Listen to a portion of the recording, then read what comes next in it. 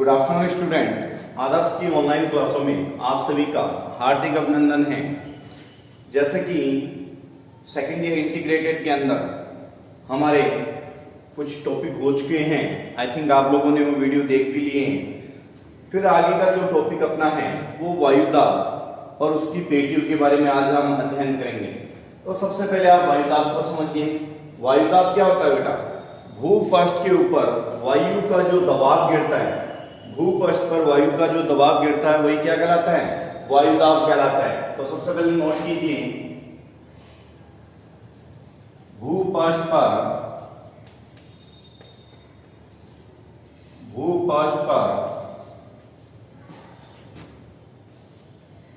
वायु का जो दबाव, भूपृष्ठ पर वायु का जो दबाव पड़ता है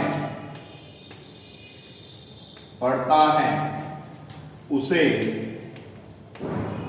वायुदाब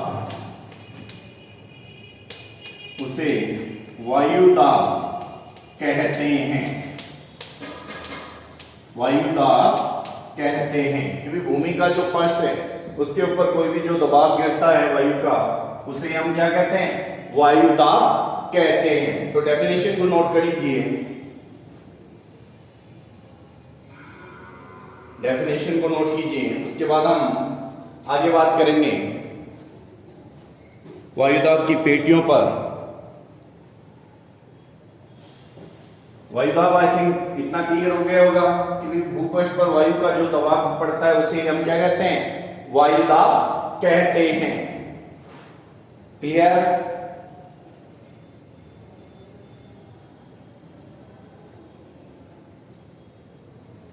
आगे लिखें, वायुदाब पेटियों के निर्धारण का,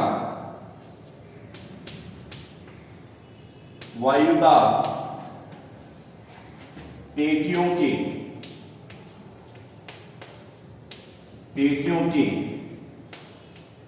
निर्धारण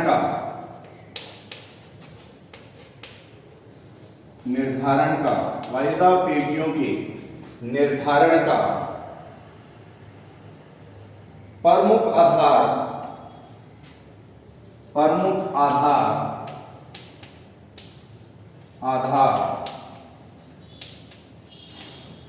तापमान, प्रमुख आधार तापमान तथा पृथ्वी को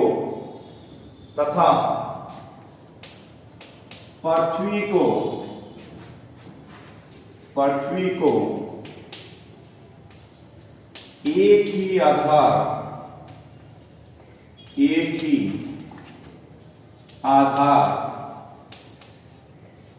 पृथ्वी को एक ही आधार या एक ही प्रकार का धरातल, आधार की जगह लिख लीजिए, एक ही प्रकार का धरातल, एक ही प्रकार का धरातल, एक ही प्रकार का धरातल मानकर ये पेटियां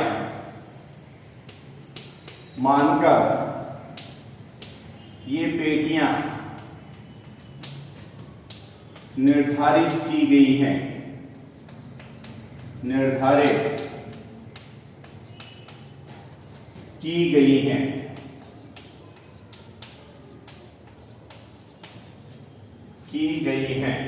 देखो, सबसे पहले हमने बात की है कि भूपृष्ठ पर वायु का जो दबाव गिरता है उसे हम क्या बोलते हैं?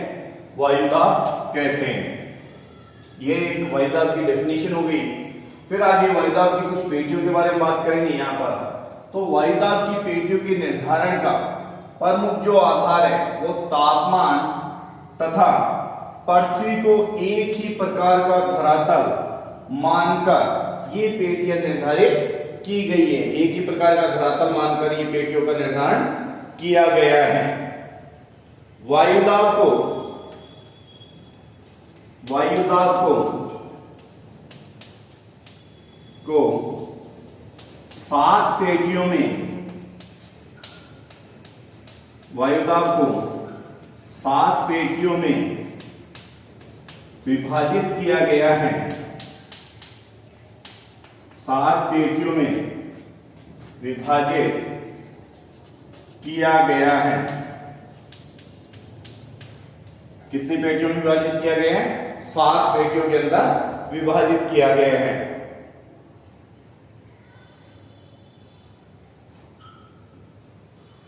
अब देखो 7 पेटियों में कुछ पेटियां क्या सेम वही आ जाती है, दक्षिणी गोलार्ध में आ जाती है और उत्तरी गोलार्ध में आ जाती है। तो अगर भूमध्य सागर से हम बात करें, भूमध्य सागर वाली 1 पेटी, फिर 3 पेटियां ऊपर, ये 4 ही हो गई, और उसके नीचे दक्षिणी गोलार्ध के अंदर भी वही पेटियां 3 और हो गई, तो टोटल कितनी होगी? 7 पेटियां हो गई। क्लियर? इस चीज को नोट कीजिए, उसके बाद आगे बात करते हैं हम। इतना नोट कर लीजिए पहले कि भी भूपृष्ठ पर वायु का जो दबाव पड़ता है उसे वायुदाब कहते हैं। वायुदाब के पेटियों का निर्धारण का प्रमुख आधार तापमान तथा पृथ्वी को एक ही प्रकार का धरातल मानकर ये पेटियां निर्धारित की गई हैं। वायुदाब को 7 पेटियों में बांटा गया है। हो गया नोट? वो 7 पेटियों की बात कर लेते हैं हम, कौन सी और फिर उसकी डिटेल वाइज अध्ययन करेंगे। क्लियर? तो 1-2 सेकंड का टाइम आपको लिखने के लिए दे देता हूं, उस ड्यूरेशन में आप लिख भी लिया करो और साथ साथ भी लिखते चला करो, नोटबुक साथ में रहनी चाहिए आप लोगों के। पहली जो पेटी है भूमध्य रेखीय निम्न वायुदाब, भूमध्य रेखीय निम्न वायुदाब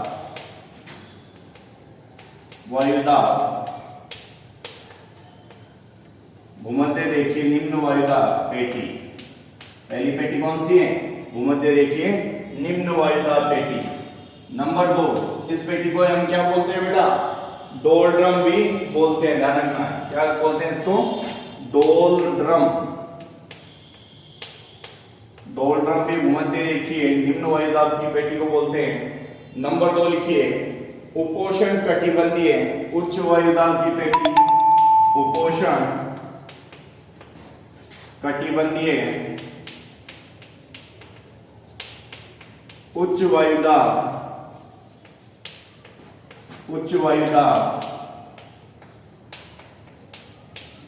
की पेटी।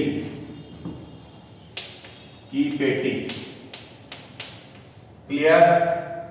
नंबर 3 लिखिए, उपध्रुवीय निम्न वायुदाब की पेटी। उपध्रुवीय निम्न वायुदाब की पेटी।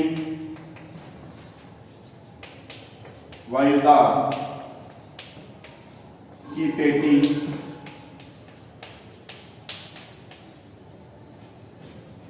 निम्न वायुदाब की पेटी। चौथी लिखिए, ध्रुवीय उच्च वायुदाब पेटी। ध्रुवीय उच्च वायुदाब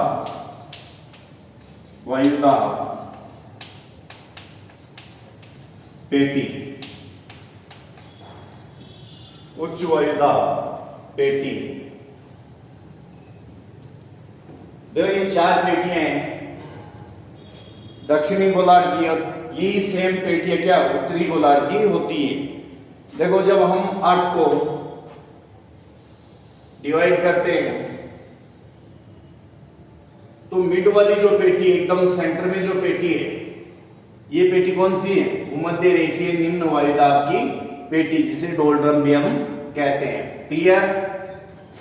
इसके जो आसपास वाली जो पेटी है, यानी 5 डिग्री से लेकर 5 डिग्री ऊपर की, ये जो पेटी कौन सी है? भूमध्य रेखीय निम्न वायुदाब की पेटी, जिसे हम डोलड्रम कहते हैं। फिर बात करते हैं थोड़े ऊपर की, उपोष्ण कटिबंधीय उच्च वायुदाब की पेटी। नीचे भी यहां पर उपोष्ण कटिबंधीय उच्च वायुदाब की पेटी। उसके बाद जो पेटी है नेक्स्ट वो है उपध्रुवीय। यहां भी क्या है, उपध्रुवीय। उपध्रुवीय निम्न वायुदाब की पेटी। और फिर कौन सी है, ध्रुवीय उच्च वायुदाब की पेटी। ये कौन सी है, ध्रुवीय उच्च वायुदाब की पेटी। तो टोटल कितनी होगी बच्चों, 1 2 3 4 5 6 7। टोटल पेटियां कितनी होगी, 7 पेटियां होगी। क्लियर, यही चारों पेटियां हैं, याद रखना है आपको। और टोटल पेटियों की संख्या कितनी है, 7 है। पहली भूमध्य रेखीय निम्न वायुदाब की पेटी, दूसरी उपोष्ण कटिबंधीय उच्च वायुदाब की पेटी, तीसरी उपध्रुवीय निम्न वायुदाब की पेटी, और चौथी ध्रुवीय उच्च वायुदाब की पेटी। क्लियर, नोट कर लीजिए इसको, फिर आगे बात कर लेते हैं। पूरी चीज नोट कर लीजिए बच्चों।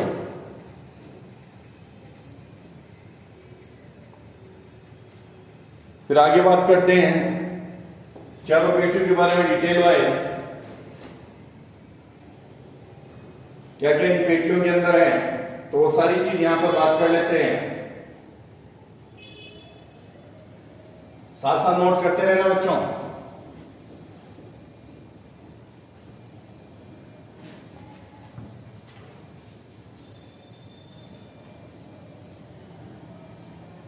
साथ साथ नोट करोगे तो चीज साथ साथ क्लियर होती रहेगी, समझ में आती रहेगी। समझ रहे हो चीज को। पहली बात करते हैं भूमध्य रेखीय निम्न वायुदाब पेटी। भूमध्य रेखीय निम्न वायुदाब, निम्न वायुदाब पेटी। भूमध्य रेखीय निम्न वायुदाब पेटी। देखो इसकी बात कर लेते हैं। मिड वाली अभी आपको डायग्राम में मैंने बताए हैं कि 5 डिग्री से लेकर 5 डिग्री, 5 डिग्री नॉर्थ से लेकर 5 डिग्री साउथ तक। देखिए इस पेटी का विस्तार, इस पेटी का विस्तार 5 डिग्री नॉर्थ से 5 डिग्री साउथ तक, साउथ का मतलब दक्षिण, साउथ तक है। इसका विस्तार कहां से कहां तक है बेटा, 5 डिग्री नॉर्थ से लेकर 5 डिग्री साउथ तक है। यहां वर्ष भर सूर्य की सीधी किरणें, यहां वर्ष भर सूर्य की सीधी किरणें, सीधी किरणें गिरने के, सीधी किरणें गिरने के कारण, सीधी किरणें गिरने के कारण तापमान सदैव, तापमान सदैव ऊंचा रहता है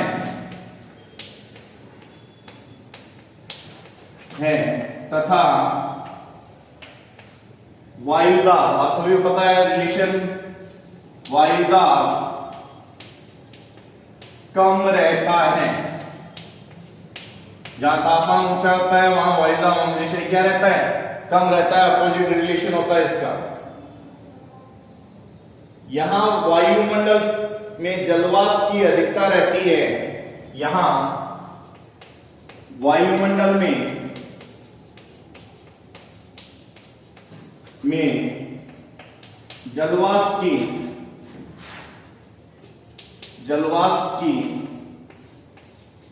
अधिकता रहती है, जलवाष्प की अधिकता रहती है तथा वायु का घनत्व कम रहता है, तथा वायु का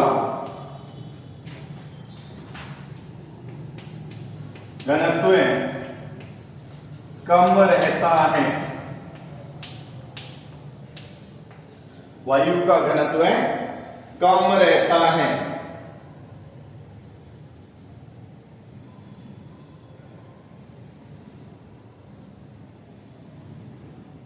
कम रहता है।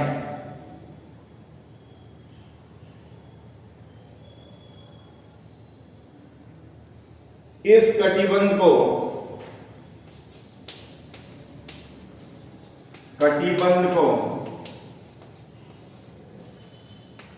इस कटिबंध को शांत कटिबंध या डोल्ड्रम कहते हैं। शांत कटिबंध या फिर डोल्ड्रम कहते हैं। क्यों कहते हैं? क्योंकि इस पेटी में धरातलीय जो क्षैतिज कोण है वो नहीं चलती, अपितु अधिक तापमान के कारण वायु हल्की होकर ऊपर की ओर उठती है और संवहनीय धाराओं का जन्म हो जाता है। इसलिए इस कटिबंध को हम क्या बोलते हैं बेटा? शांत कटिबंध या फिर डोल्ड्रम कहते हैं। क्लियर? तो बेटा नोट कर लेना इस चीज को कि भाई इस पेटी का जो विस्तार है अभी आपको डायग्राम के माध्यम से बताया था, 5 डिग्री नॉर्थ से लेकर 5 डिग्री साउथ तक है।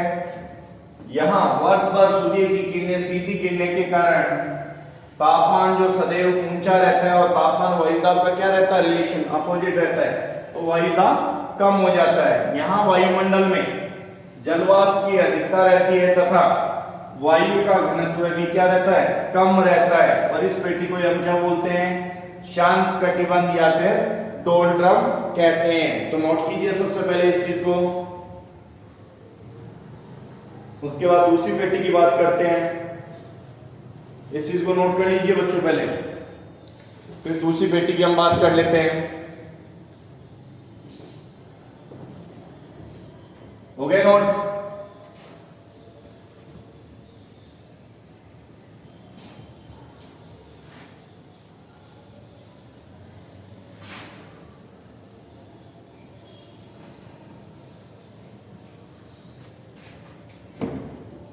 2 नंबर लिखिए, उपोष्ण कटिबंधीय उच्च वायुदाब की पेटी। उपोष्ण कटिबंधीय उच्च वायुदाब पेटी।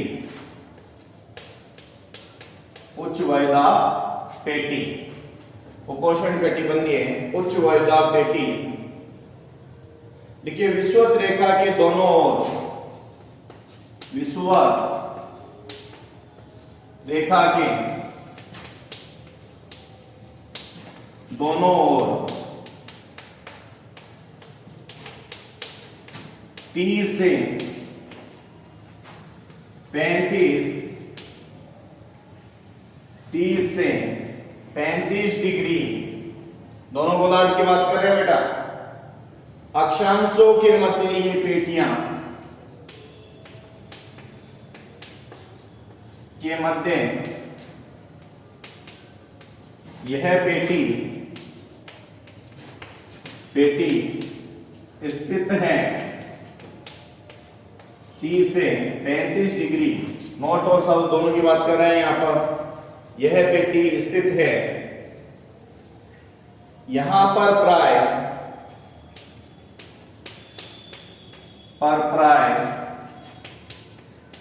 साल भर उच्च तापमान, यहां पर साल भर प्राय उच्च तापमान, उच्च वायुदाब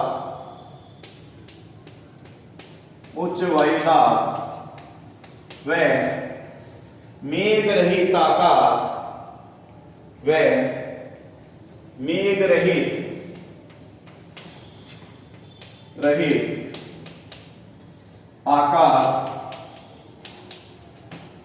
पाए जाते हैं। आकाश पाए जाते हैं, मेघ रहित आकाश पाए जाते हैं।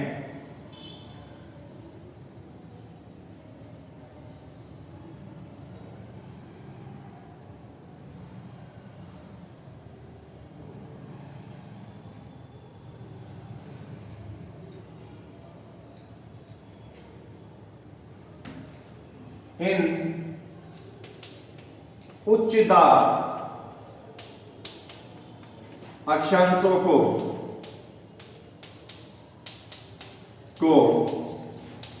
अस्व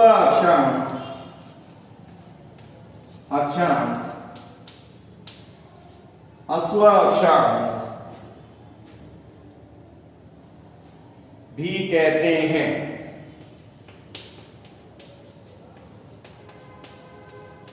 यह पेटी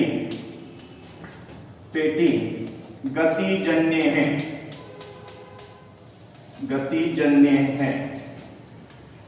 यह पेटी गतिजन्य है।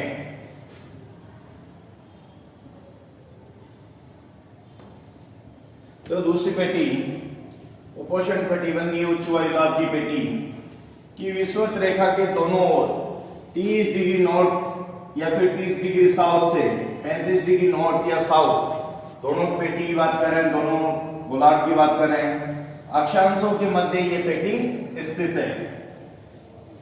यहां पर प्राय साल भर उच्च तापमान, उच्च वायुदाब व मेघ रहित आकाश पाए जाते हैं। इन उच्च दाब अक्षांशों को अस्व अक्षांश तथा यह पेटी कैसी है बेटा? गतिजन्य पेटी है। नोट कीजिए दूसरी को। फिर बात करते हैं नेक्स्ट की। करिए नोट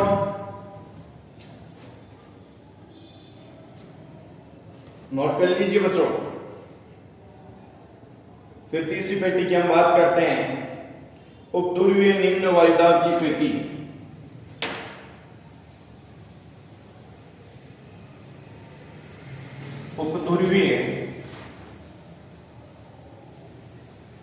उपध्रुवीय निम्न वायुदाब की पेटी।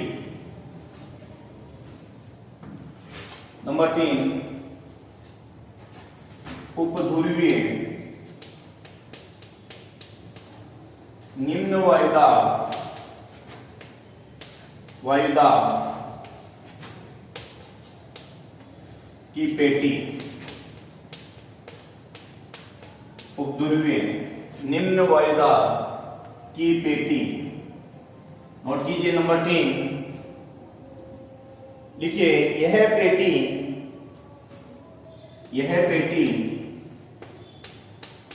60 से 65 डिग्री उत्तरी व दक्षिणी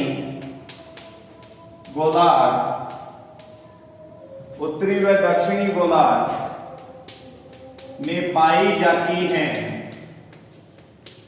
उत्तरी व दक्षिणी गोलार्ध में पाई जाती हैं। इन अक्षांशों में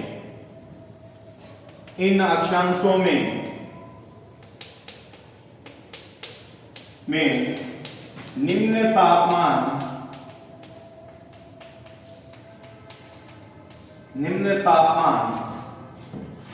पाया जाता है। निम्न तापमान पाया जाता है। लेकिन यहां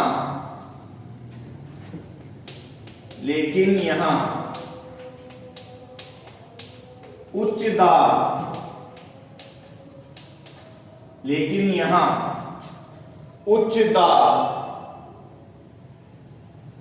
के बजाय निम्न वायुदाब पाया जाता है।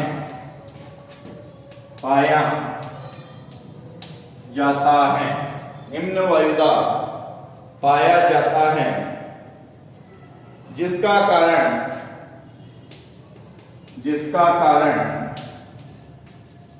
पृथ्वी का घूर्णन है, पृथ्वी का घूर्णन है, जिसका कारण पृथ्वी का घूर्णन है, पृथ्वी घूर्णन करती है,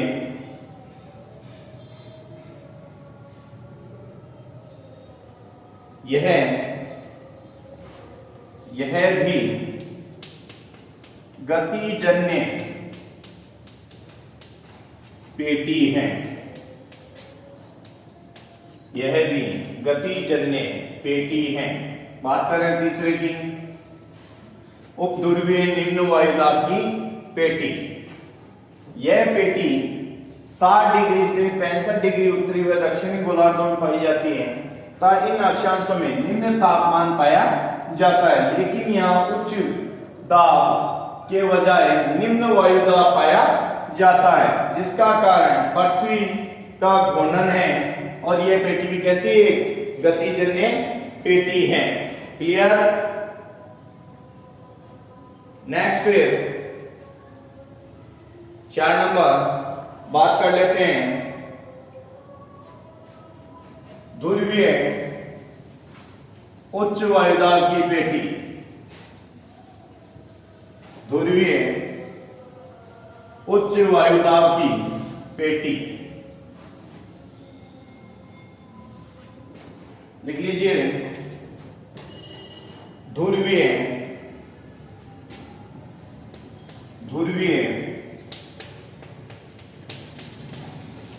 उच्च वायुदाब, ध्रुवीय उच्च वायुदाब की पेटी, ध्रुवीय उच्च वायुदाब की पेटी लिखिए। ध्रुवों के निकट, ध्रुवों के निकट, ध्रुवों के निकट निम्न तापमान के कारण, निम्न तापमान के कारण,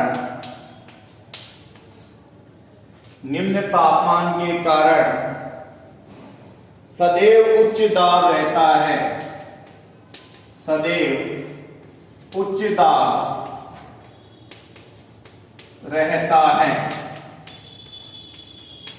सदैव उच्च दाब रहता है। दोनों गोलार्धों में स्थित, दोनों गोलार्धों में स्थित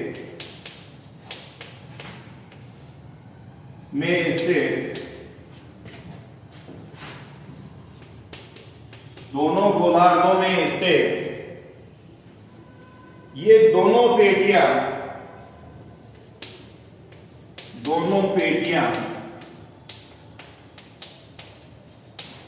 तापजनित हैं। ये दोनों पेटियां तापजनित हैं।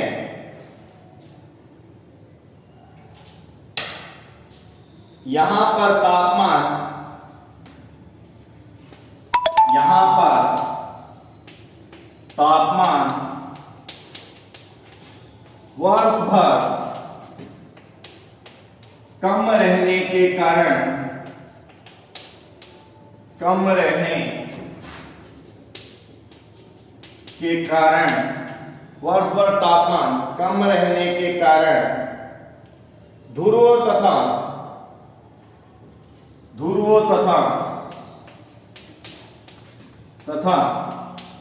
उसके निकटवर्ती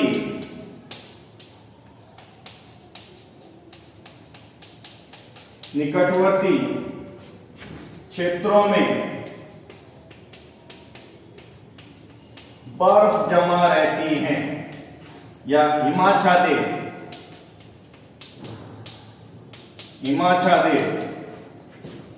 रहता है,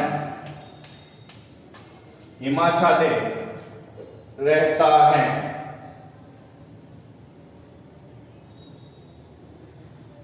इसलिए धरातल के निकट इसलिए धरातल के निकट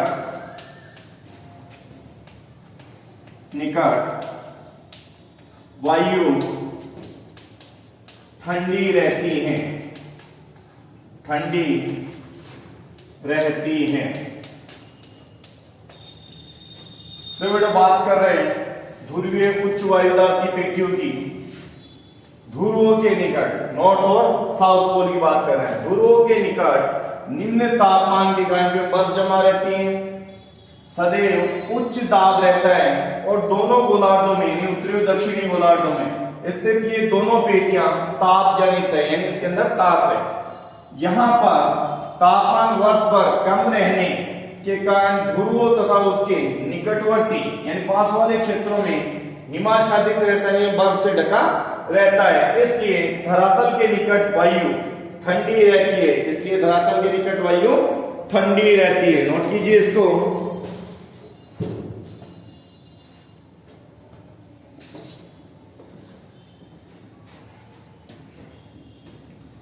देखो ये अपनी वायुदाब की पेटियां हैं बेटा, 7 टोटल पेटियां हैं, यही 3 नॉर्थ में और यही 3 साउथ में, और बीच में भूमध्य रेखीय निम्न वायुदाब की पेटियां। टोटल मिलाकर कितनी पेटियां होगी?